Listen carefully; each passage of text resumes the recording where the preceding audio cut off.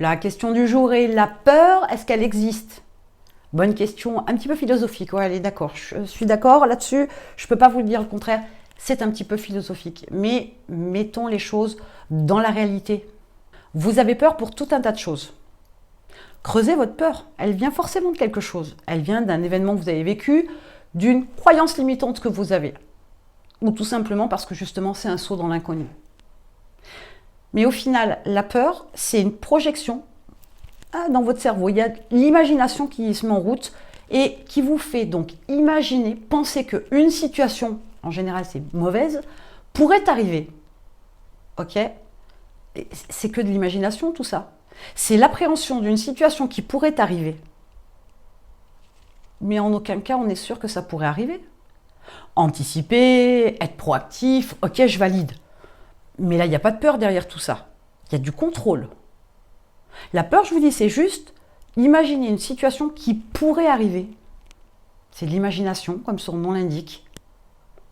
Vos peurs, elles peuvent venir de quelque chose que vous pouvez travailler, mais vos peurs peuvent être aussi simplement tuées, cassées, brisées, parce que justement, vous êtes capable consciemment de vous dire que ce n'est que votre imagination qui fonctionne.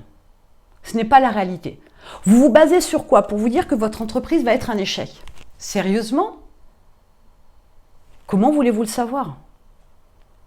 Peut-être qu'inconsciemment, vous dites que vous en faites pas assez. Ou vous n'avez pas mis certaines stratégies en place. Ou vous manquez d'informations ou de formation, de connaissances dans un domaine. Bah oui, si je ne suis pas très bon, forcément, ça ne va pas le faire. Non, non. Ne subissez pas les choses, ne les prenez pas telles quelles. Apprenez pour pouvoir sécuriser la réussite de votre entreprise. Faites ce qu'il faut.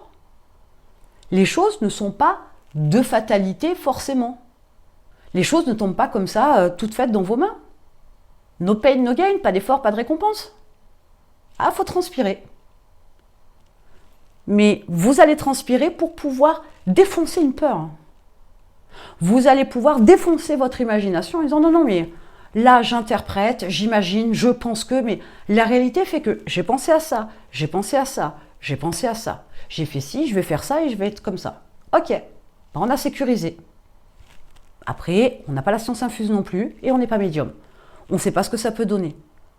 Mais faites ce qu'il faut en amont pour ne pas avoir peur. Et pour vous orienter vers la réussite plus que l'échec. Donc la peur n'existe pas, c'est dans votre tête qu'est la peur. Oui, ça a des conséquences. Ça s'appelle assumer ses responsabilités. C'est des choix que vous faites. Et tous les jours, vous avancez, et tous les jours, c'est nouveau, et tous les jours, vous faites des choix, vous prenez des décisions, vous avez des actions, et tous les jours, il y a des conséquences. Pourquoi vous flippez pour la création d'une entreprise? Là, il y a quelque chose qui ne fonctionne pas. Il y a une inadéquation entre vos actions d'un côté, dans un domaine, et l'inaction, entre guillemets, de l'autre côté. Donc là, il faut vous poser la question. Il faut vous remettre en question clairement, constamment, sans cesse et sans relâche pour avancer. Vous avez peur de quoi? Mettez-moi ça en commentaire. J'aimerais bien savoir ce qui vous fait peur.